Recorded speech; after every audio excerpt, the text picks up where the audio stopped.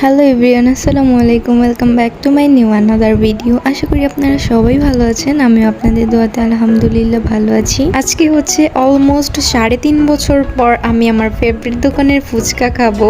এই ফুচকার দোকানটা হচ্ছে ভাড়ালিয়া। আর এই ফুচকার দোকানের ফুচকা বিশ্বাস করেন ভাই, অনেক মজা, অনেক বেশি মজা। আমি এগুলো সবগুলোকে পলিথিন থেকে খুলে প্লেটে আর হচ্ছে বাটিতে রেখেছি। এখানে 2 আইটেমের টক ছিল, একটা মিষ্টি টক আর একটা হচ্ছে শুধু টক। আমি এগুলো নিয়ে আম্মুর রুমে চলে আসি, কিন্তু এসে দেখি আম্মু হচ্ছে টিভি দেখতেছে। তাই ভাবলাম আগে কয়েকটা খেয়ে তারপর আম্মুকে ডাক দিব। এই দোকানের ফুচকা 3.5 বছর আগে বেশ অনেকবার খেয়েছি। লাস্ট যখন খেতে গিয়েছিলাম তখন হচ্ছে এই দোকানটা বন্ধ ছিল অ্যান্ড তখন শুনেছিলাম বন্ধ করে দেওয়া হয়েছিল। বাট এত বছর পর এই ফুচকাটা পেয়ে আমি অনেক বেশি খুশি হয়েছি।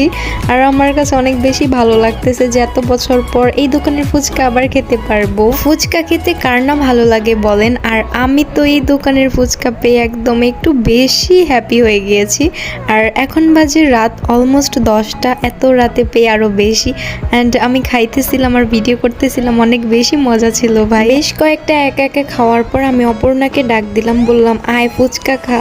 আর ও চলে আসলো। অ্যান্ড যেটার কথা না বললেই নয়, এখানে একটা মিষ্টি টক ছিল যেটা উপরে লেবু দেওয়া ছিল, এটা অনেক বেশি মজা। তারপর হচ্ছে আম্মুকে ডাক দিলাম, বললাম আম্মু ফুচকা খেয়ে যাও।